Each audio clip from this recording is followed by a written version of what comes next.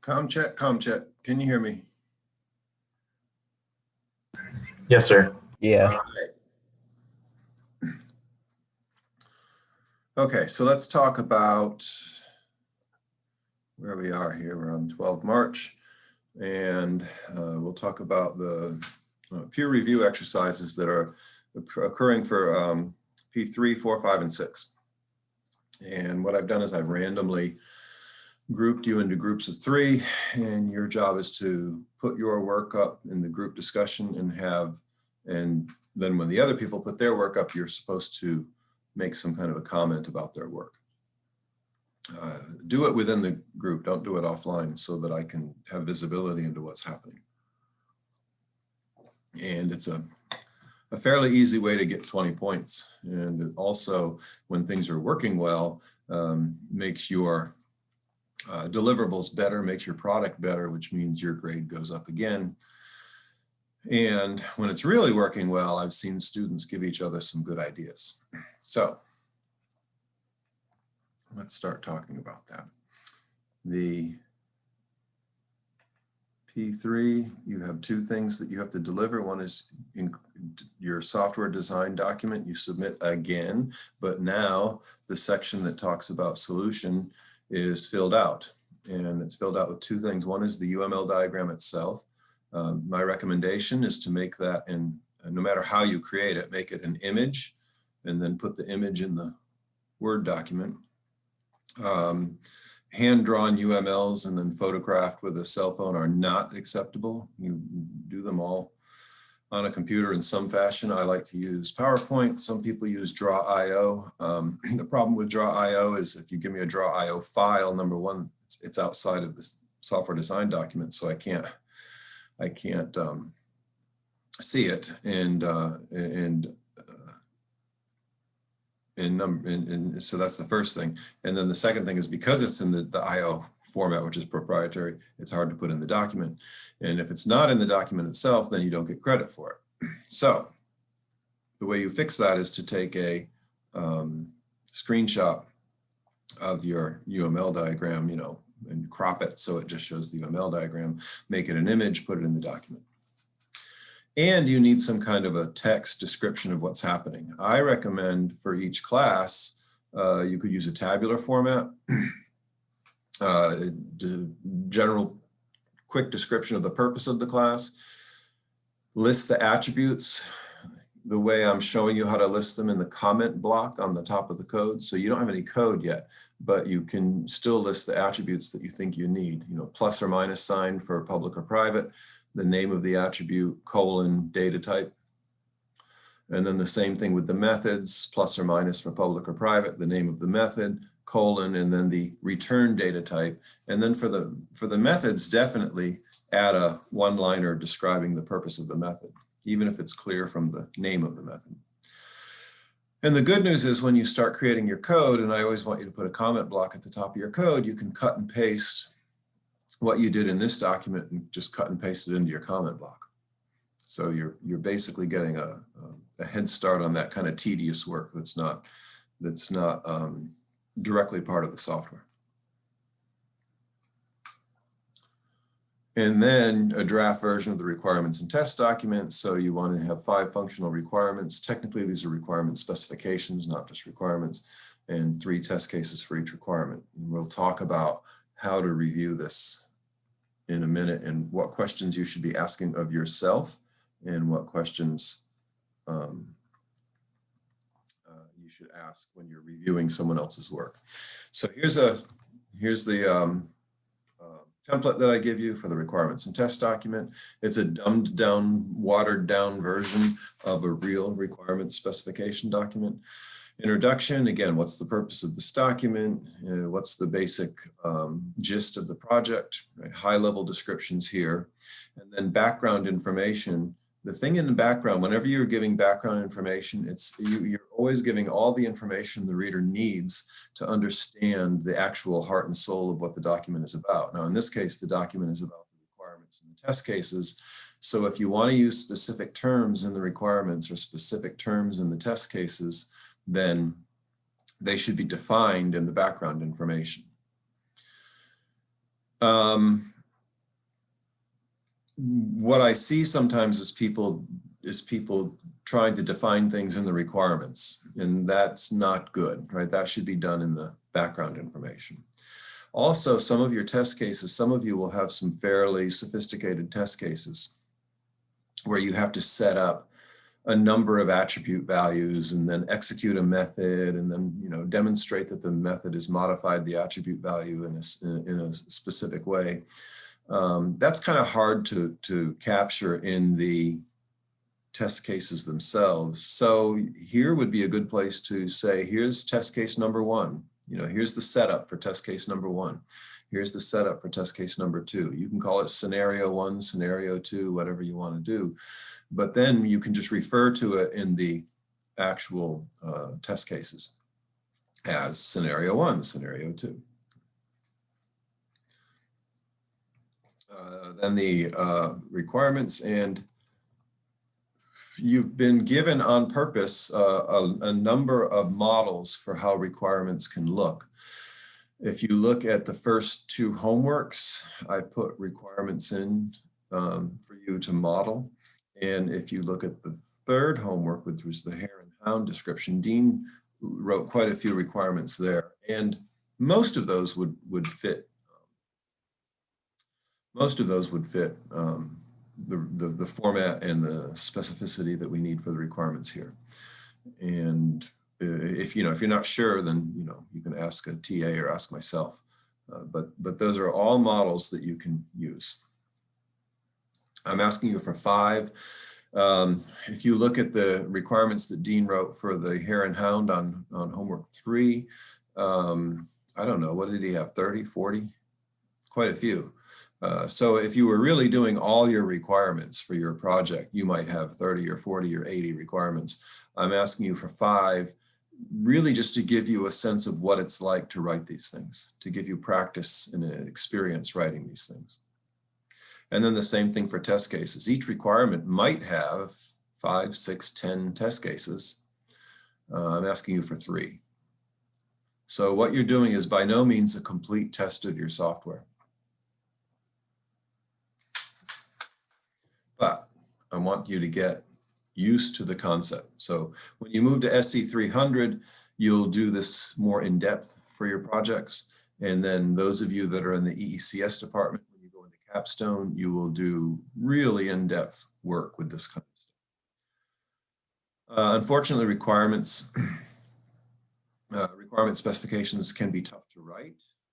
And unfortunately, it's just one of those things. They're always tough to write.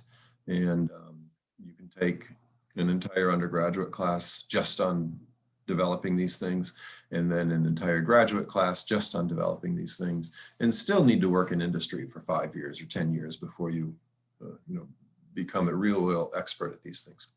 By the way, if you're a real expert on requirements, that's good news. They're the highest paid software engineers.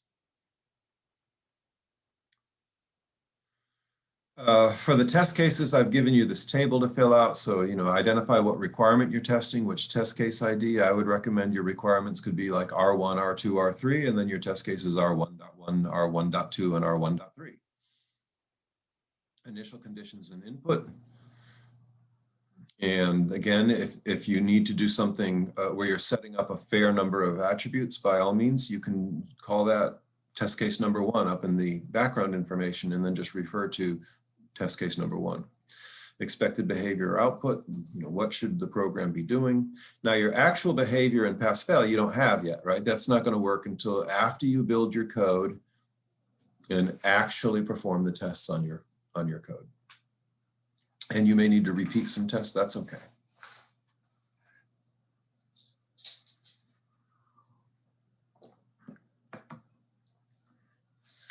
Okay, in the real world, in industry, this is quite a process. Dr. Oshoa was recently working in industry, and the people who were writing the software were not allowed to even start writing the software until they had already written out their requirements and test cases and had a group of people approve them. That they had to get that approval before they could start writing the code. And that's how important this stuff is in the real world. how do you know your software works? And unfortunately, the only way we have is to test it, and even that gives you an incomplete picture. We can never fully test software. Okay, so while you're writing this, and then while you're reviewing this, and I'll talk about that mechanism, the P3.1 is the review process. I'll talk about that in a few minutes. While you're writing this and while you're reviewing this, what should you look for? And let's do it from the standpoint of a reviewer. What should you look for? Let's see here. I want to do this. I want to do that. Okay. All right. So what kind of things should you ask? For the UML design description, what kinds of things do you think you want to ask when you're looking at this thing?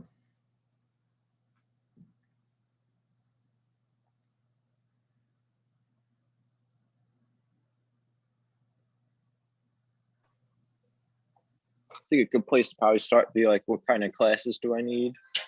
Right. So first of all, yeah, see, these people are telling you what their project is, and you would have a sense of, if you were building the project, what classes might you make?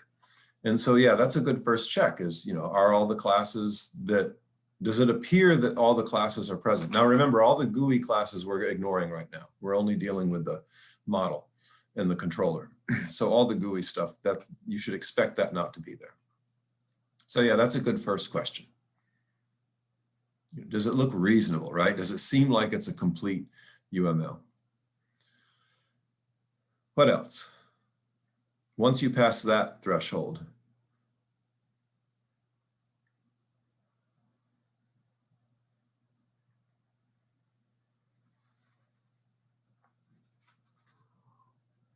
how about for an individual class? Can you ask the same question at the class level? Instead of saying, is there a class missing? What might you ask about an individual class?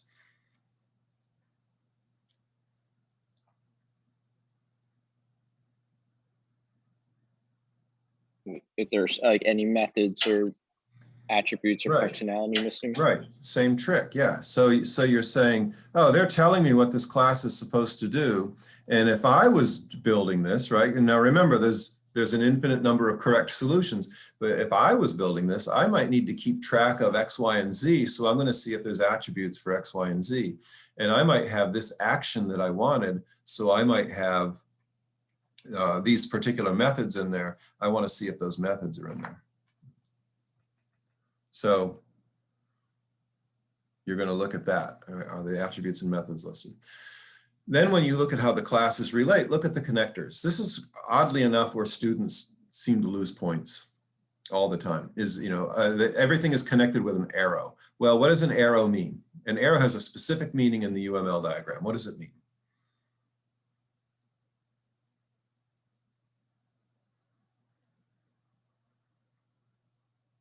It's the other one, Kevin. The diamond is the association and the arrow is inheritance. Yeah.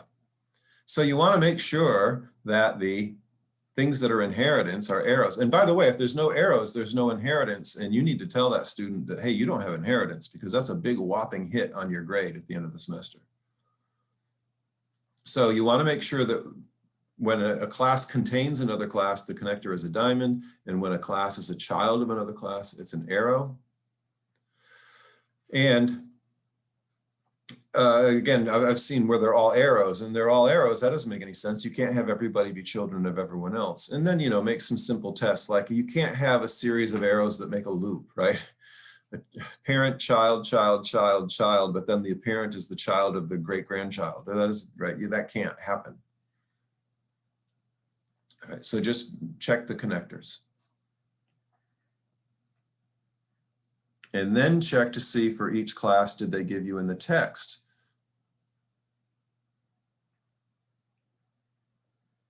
I'm going to move these. Now you get to see all the solutions. These are the ones we developed in the last section.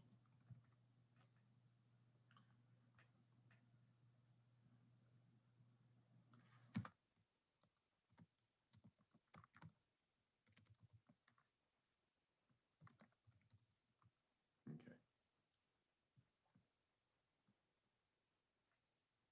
I'm going to cover them up, pretend you didn't see them. So that's in the UML diagram. And again, you're not going to spend hours on this. This is a fairly quick check. It's kind of a sanity check. And two things can happen. If you find something that really looks great, then, you know, that's your comment. Looks great, don't change a thing. If you find something that doesn't look great, the thing you have to be careful of when you're reviewing people's work, of course, is humans are involved, right? And humans have emotions. So someone creates this UML diagram, they're really proud of it, that's their baby, and now you're attacking their baby. Oh my God, they're going to be mad at you. So, you know, you don't attack them. How stupid are you? Everyone knows that arrows are for inheritance, right? You can't say stuff like that. If it's clearly wrong, it can just be a simple, you know, I see you used an arrow for containment, that should be a diamond. Just simple advice. And if you're not sure, or if you are, you know, you think you're right, but you're not sure, a question is always good. Do you have an attribute for this? Do you have an attribute for that? Would it be better if you made this method turn into two different methods, since it's really doing two different jobs? That's a pretty gentle way to approach people. And they can, you know, they can choose to take that question, they can answer it yes or no, and they can choose to take that advice or not.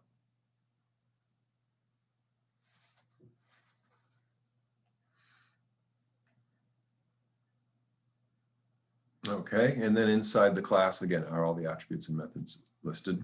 And is there a text description for each class? And it doesn't have to be huge, but if you've got that, you know, and this goes for, I don't care where you're writing. If you put a image in a document that you're writing, you cannot just plop that image down there and ignore it and say, well, the reader's going to look at the picture. You have to, in your text, tell the reader what's going on in that image. You know, you put it there for a reason. Usually what the reason is it helps you discuss something, but you know, you put that image in the document, it's there for a reason. You need to talk to that image. And by the way, give the image a name, figure 1, UML diagram. And then you can say, details are shown in figure 1. Right? This details are shown in the image below is never a good term in technical writing. That image might move around on you in future edits, right? So it's always figure 1, figure 2, figure 3. Table 1, table 2, table 3.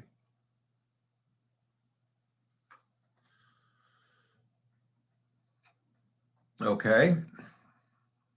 How about requirements? What are you going to look at? What's the first thing to look at? There's a specific word you're looking for all the time in requirements.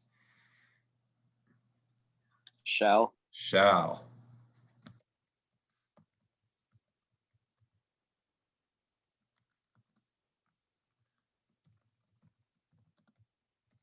Now, because you've already done the UML diagram, you actually have knowledge about specific names of methods. So you're allowed to use that in your requirements. In your requirements, and again, technically these are called requirement specifications. These requirement specifications need to be very, very fine-grained. They address exactly one behavior. And since your methods are supposed to be designed to do one behavior, then you can write requirements at the method level.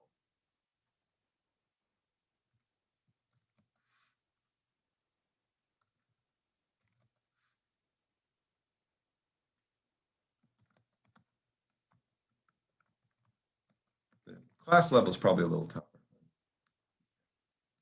And what is this format? Once you see shall, what should you look for?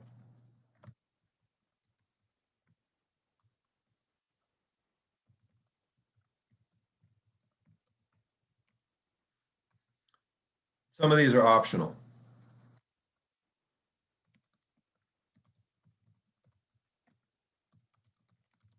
You definitely need the first two. The program shall perform some specific behavior, and then you virtually always need the specific condition. The program shall do this when this happens, or when this method executes.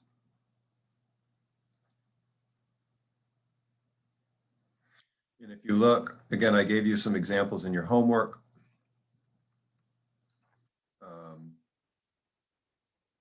If we look at R1, the software shall correctly compute the package surface area SA. That was from an early homework. I can get away with that because SA was formally defined earlier as a formula. So we have a mathematical formula. So we know right away, okay, what correct means. If I just said if I say the software shall correctly compute the package surface area SA, or even just the software shall correctly compute the package surface area, why is that wrong if I haven't put any helpful information in the background section? Why would that be not a good requirement? Because you wouldn't know what exactly the surface area is and Right. what conditions it Right. used to see if that's correct. Right. It's that word correctly. What the heck does that mean? It means nothing unless you defined it. In fact, I probably should get it out of there. The software shall compute the package surface area SA. I should probably get it out of there. You can almost always improve your writing. So the first thing is the format, the shall format. And then the second thing is making sure all the terms are defined, right? Specific behavior. So you're looking at that format. Look for the word shall. And then ask yourself, is this thing atomic? And this text is in the P3.0 description too, or 3.1. Atomic, addressing exactly one behavior. The player character shall move when commanded to. There's a lot wrong with that requirement, but let's just talk about how many behaviors there are. Is that how many behaviors?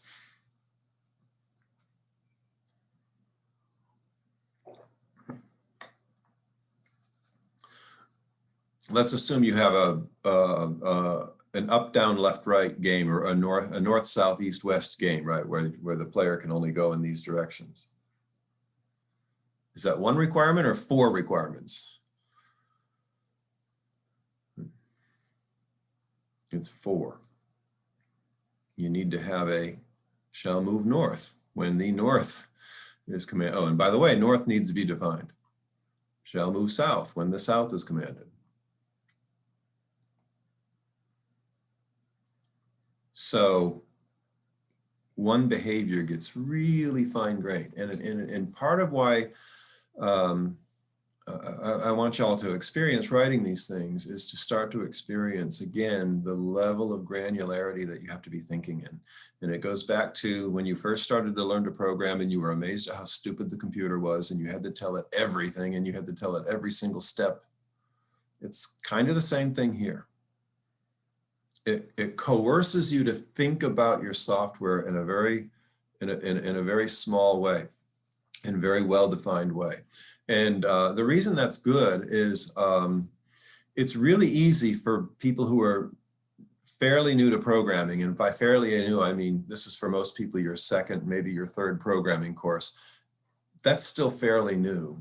And it's fairly easy for people that are that new in programming to believe that they've specified a behavior when really they've specified 100 behaviors and they need to go in and, you know, carve that up.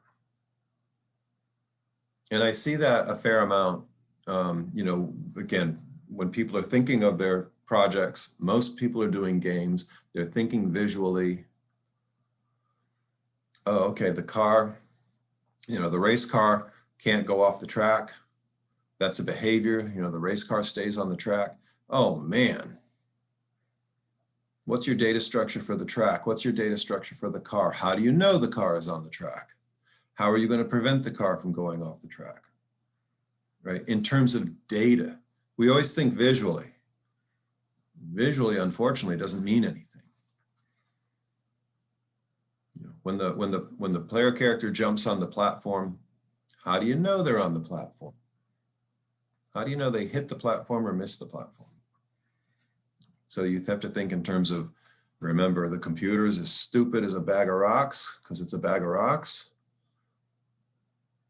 What math are you going to use? What data are you going to use to solve those questions.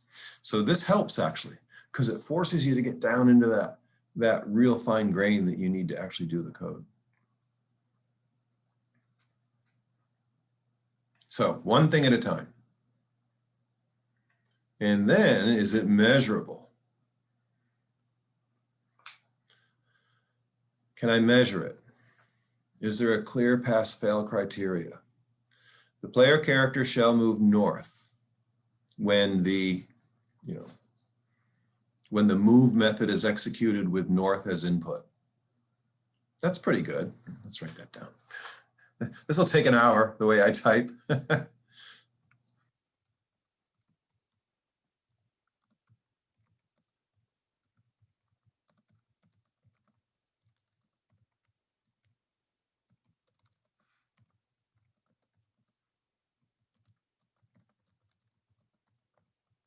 How's that?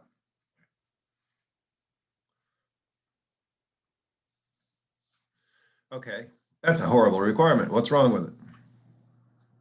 How can I fail it? How can I test it?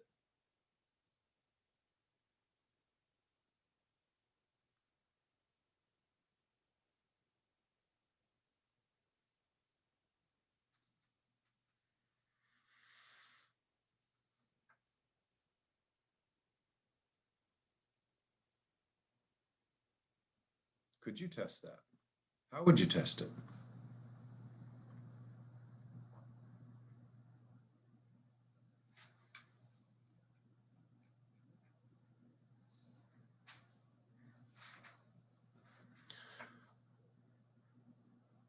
Well, first of all, you're writing the code, so you can fire off the move method anytime you want. It doesn't say how far north, right, Ken? Yeah. So here's the thing, you can fire off the move method anytime you want. So most people, when they're doing testing, they think in terms of literally the human being. So when you see north when N is entered in input, you might be thinking that the human hit the N key. Well, remember how this GUI controller model works. The GUI will allow a keypad. Maybe it's the up arrow key. I don't know. I don't care. I hit the up arrow key. That's a user input. But what does that do? Well, what have you done? Well, you've tied the on key, right? The set action, right? On key pressed action. You've tied that to whenever the up arrow key, the move method gets executed, and maybe the input parameter to the move method was, capital N. You don't need a user to do that. You don't need a human being to press the arrow key to do that, because you can create a method that just fires off the move method all by itself. And that's really where you should be thinking about your test cases. It will, you can write any method you like, and you can write a method that sets up a situation and then executes the move method and then looks at the situation and decides if you passed and fail. And there's actually, JUnit testing is supported by Eclipse. That's beyond the scope of this course, but that's basically what that's about. But you can, without using JUnit testing, you can embed these test cases, these testing methods inside your code. The good thing about that is, you write it once and you can test forever. You can just keep retesting and retesting and retesting. So every time you change your code, you can run your tests and make sure that you haven't broken anything. And yes, you can break code that used to work. So let's fix this. And then Ken says it doesn't say how far north, and that's exactly right. And I don't know how to measure north or how to measure the distance. I'm going to say that this particular character has a X location, Y location. So really what we want to talk about is the value of the Y location attribute. You see how fine-grained we get? So how about the move method shall increase the Y location value by 5 units when executed with N as an input parameter. Now, because it's an input parameter, maybe we'll get away from this notion of the user actually typed in. Okay, now I've got something that's atomic. It looks like it's testable. We know exactly what should happen. By the way, if you have variable speed, that gets a little tougher, right? Because you have to increase it by the y speed value. And now I can create test cases for that. I can create a test case where the character is at 1010 and I execute the move method one time with n as the input parameter. And what I should end up with is that character is no longer at 1010, it's at 1015. That's testable, that's measurable. You can fail that test. So look through how other people are writing their requirements. You may get some good advice on how to write yours. And by all means, if you think that you wouldn't know how to test this or you don't think it's measurable, that's a good comment to make. This does not appear to be measurable. How do I fail this test? Or how do I fail a test that's trying to test that requirement, I should say.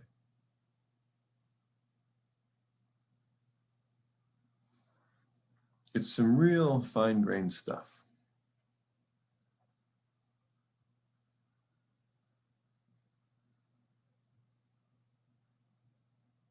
And then the cheatable. Fortunately, most students aren't that good at thinking deceptively, which is encouraging to me.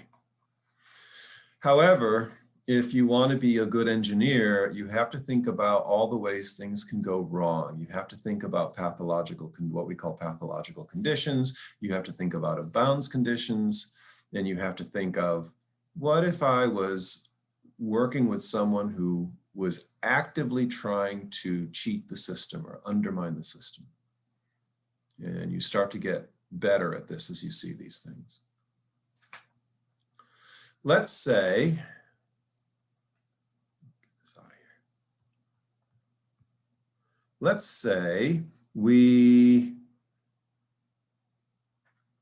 can go north, but we can't go above the top of the game, right? The game is in a rectangular box, and if I move north and there's a boundary, I'm not allowed to go past the boundary. Then what I could do is add this, right? That would take care of that, right? Because now if I go above the boundary, I shouldn't increase by 5, right? I should only increase by how much room there is. So I can fix that. Now, how did I screw up that requirement?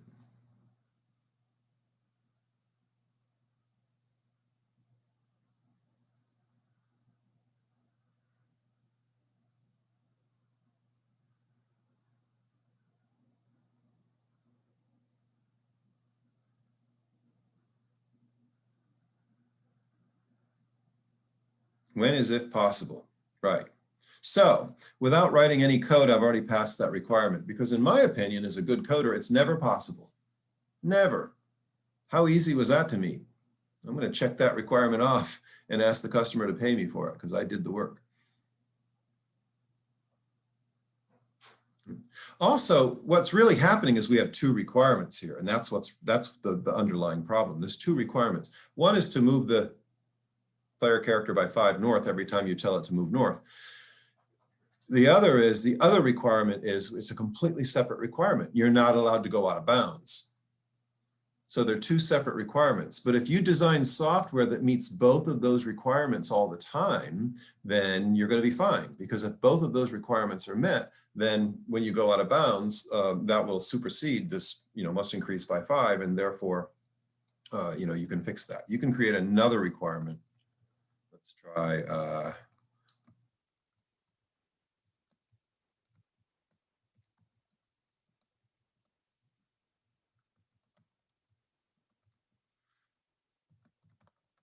I don't know. I'm making up attribute and variable names.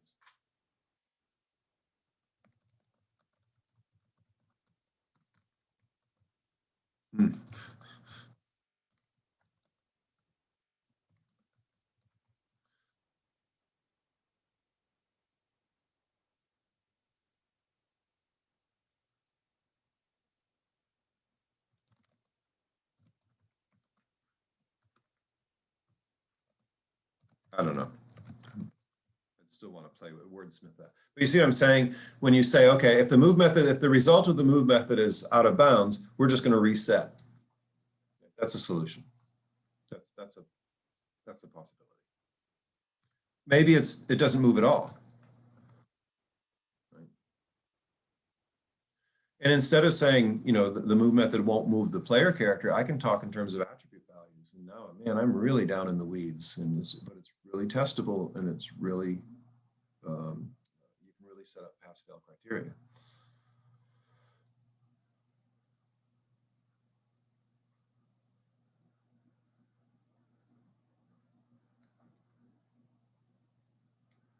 Okay, so these are the things that, while you're writing your own, by all means, run through this checklist, and while you're reviewing others, run through this checklist. Now, that doesn't mean, you know, I'm not asking you to spend 4 and 5 hours on reviewing other people's work, but just a quick reasonableness test. Check the format. Is the word shall in there? And then, is it atomic? Does it look like it's addressing one thing? If it is, does it seem like there's measurable criteria here? Can you figure out what it looks like to pass, what it looks like to fail? And then once you get past all those, can you figure out a way to cheat the requirement?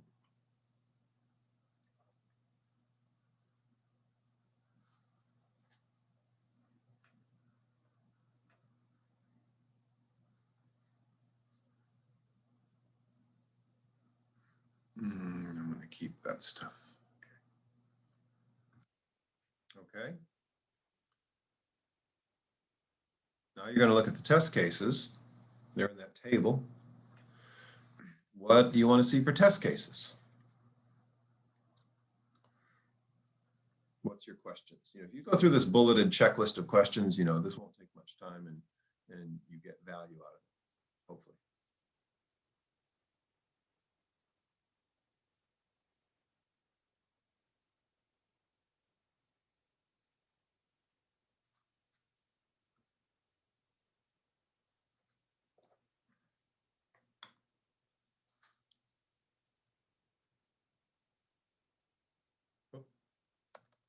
Thank you for all your help.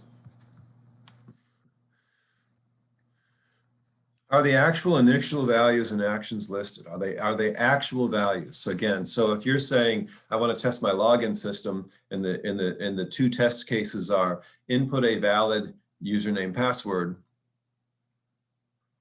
result system lets you in.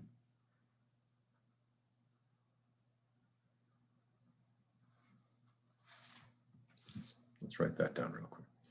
We're going to test our login system.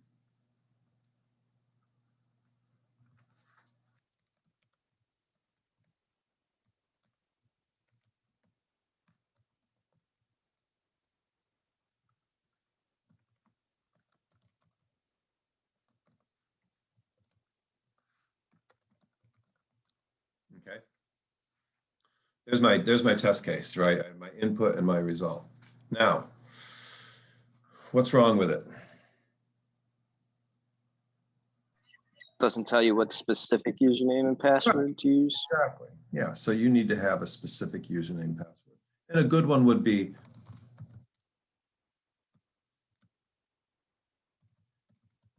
now, by the way, before you deploy that system, you need to deactivate that, or the hackers will have a field day with your software, right? Okay, so that fixes that. How about the result? Does the result, how would we verify that the system logged them in? You see it on the screen, right? Is that good enough?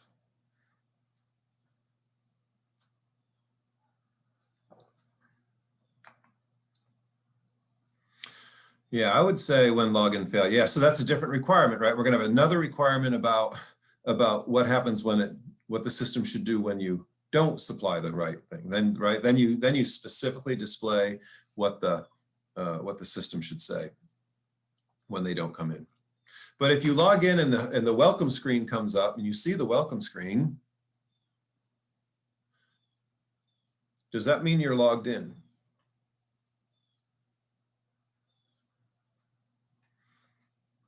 Yeah, we think visually all the time.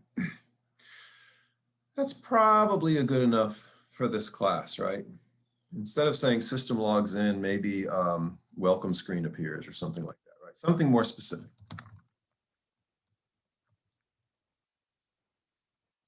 Okay. But how are you going to test that? If I'm saying that you should write methods And you can do whatever you want in these methods, and then you write your test methods in these methods so that you can run your tests over and over and over again. This test clearly requires that a user sit there and type and watch the welcome screen come up, right? What if we didn't want to have a human being involved in this? What if we wanted to do it with, you know, all by writing a method?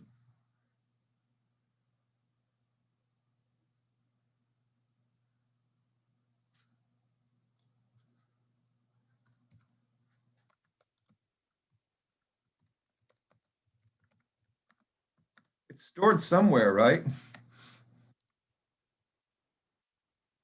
Right. If you've logged somebody in, the system has to keep track of who they're talking to. Somewhere there's an attribute with that, who's the user currently logged in. Well, go grab that attribute value. You can print it out. That's okay. And instead of user inputs valid test and test, you test user password, why not run the login method with test user and test password as my input parameters? I don't have to have a human being typing that in. Okay, so that's really what you're looking for with the test cases is, are they that specific? Are they giving you specific values for input, specific values for output? In terms of our move method shall increase the Y location, let's call that R1. And then our test case could be R1.1. And it would be, whoops.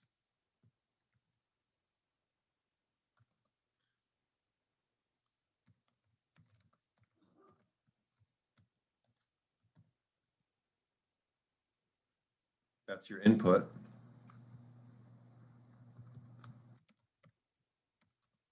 And then your expected behavior or output. What is it, 15?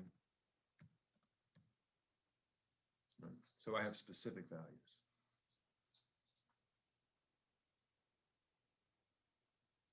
Once you convince yourself of that, now what you may find is there are terms that are being used in the requirements and in the tests, and you want to make sure they're all defined up in the text description of the requirements and test document. So if someone's saying, you know, they're using a term, you want to make sure that you know what that term means, and not that you think you know what it means, right? Because your view of what a term means and the person who wrote that may be different. You want to see if they actually define that. So again, if you go back to my example of having surface area on a box, well, what is the surface area? Or the volume of a box? What's the volume of a box? How do you get the volume of a box? The box has height, length, and width. So how do you get the volume?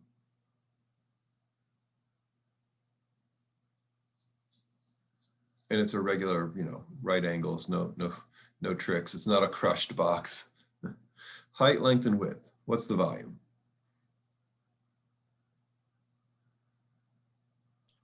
Length times width times height. Yeah, height times length times width. Now, is that the internal volume of the box or the external volume of the box?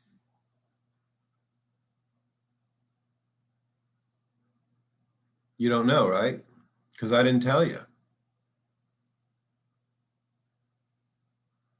So what if you're, you know, when people are worried about volumes of boxes, they usually worry about the usable volume. So you really want to have, oh, wait, there's height times length times width, and there's thickness. And those calculations need to take into account the thickness of the box if you want to get the usable volume. So weird little things like that can happen. So just run through and give this basically a reasonableness test. And, you know, you can go nuts trying to find the right way to frame these requirements. And, you know, they are difficult. And sometimes it's just difficult, right? Sometimes it's just, you can't come up with a wording that you're happy with. But if you can suggest something to the person who you're reviewing, that's great. Now, how does this actually work? This is actually due, P3.1 is not posted yet. That's the discussion assignment. So I'll make sure to do that today. And so the way this works for it to make sense, and this is the only one, we're going to do it for P3, 4, 5, and 6. Now for P3, I'm going to be really tight with the schedule. For 4, 5, and 6, much looser.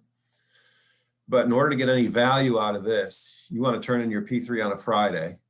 Well, it needs to be reviewed before Friday. That means really you want to have it, your draft posted by Wednesday. That gives your 2 group mates 24 hours to take a look at this thing and give you some comments. And then that gives you 24 hours to respond to their comments, which is that's a normal review process thing, right? You give everybody at least 24 hours to respond, to review and respond. So I'm asking you for this one to get a draft of your P3 up by Wednesday and the 17th. And it doesn't have to be perfect. It doesn't have to be 100% complete. You know, if people are able to at least get an idea of what you're doing, and you give maybe you give only 2 requirements and 2 test cases. Okay, but if those pass the review test, you know, you're probably going to make good requirements and test cases for the rest of these things. More importantly, I think is going to be the text part. That's going to be the part that will be interesting to have a quick review on. And again, give it a quick read. And you're really looking for reasonableness, but I'll post these questions as, you know, recommended questions to ask while you're reading these things. I'll post it on the assignment, and that way you'll have some guidance as to how to do a good review. And what I've seen, let's say you post your document on Wednesday and your 2 group mates are bums, you know, they don't post anything and they don't review your document. Oh, well, you just got 20 points for free. If you post and they post theirs Friday night, you're not going to get dinged for not reviewing their documents because they didn't give you time.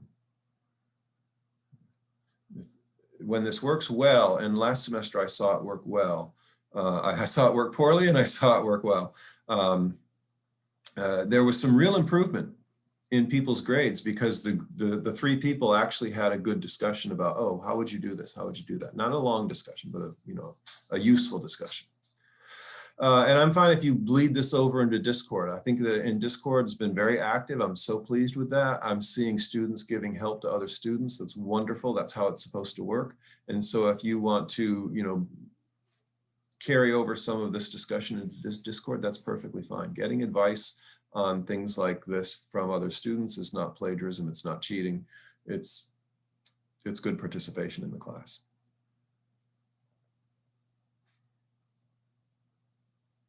Okay, questions before we go? How'd you say we should create the text description for the UML again? Yeah, what I would do is I would actually do it in tabular format. So each you know how you have the table for the classes? I would basically cut and paste that table or that diagram, and next to the class I would give a 1-liner description of what its job is, and then maybe for the attributes I would, for the ones that are not really clear, just add a 1-liner description of what their job is, and the same thing for all the methods. So you're basically taking, you know, first you create the bare bones class diagram the way we see them here, and then I would take that. So I would say generic animal, and then I'd put a description of its purpose, and then for the move and the vocalize, I would put a description of its purpose. But it's not a lot of extra work, right? Then I would put that in tabular form, and then in the discussion, then you're going to have a larger discussion of how these classes play with each other. Each of those tables would be table 1, 2, 3, 4. And then I can say in this case, I could describe the software saying the sheepdog game is a game in which a human user is playing as a dog and he's trying to round up the sheep. The overall game is controlled by a game controller, table 1. The game controller contains a terrain and 3 sheep and a dog, tables 2, 3, and 4. The sheep and the dog are extensions from the generic animal class. Now you're giving a text description of how they relate to each other, and the actual value or purpose of each one of them is embedded in the tables below, right? So you can say, you know, a description of the purpose and attributes and methods are provided in tables 1, 2, 3, 4, 5 below.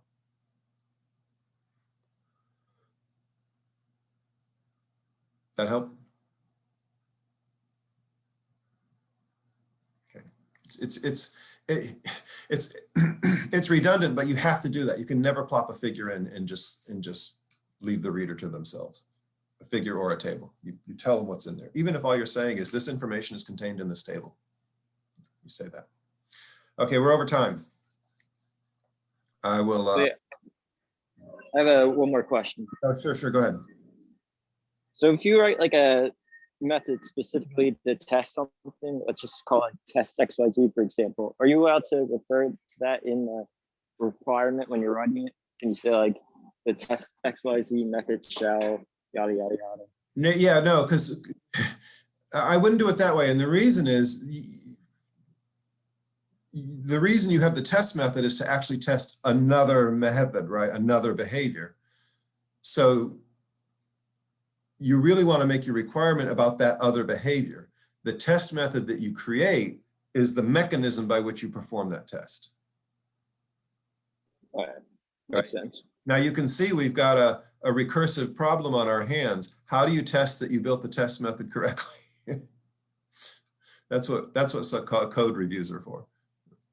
But the bottom line requirement is the method, the move method, and then your test move method is the mechanism by which you tested the move method. So address your requirements and test cases to the move method, and then within your test move method, set up the attributes the way you need for your input conditions and set and fire off the move method, and then just have it verify whether or not the correct result was achieved.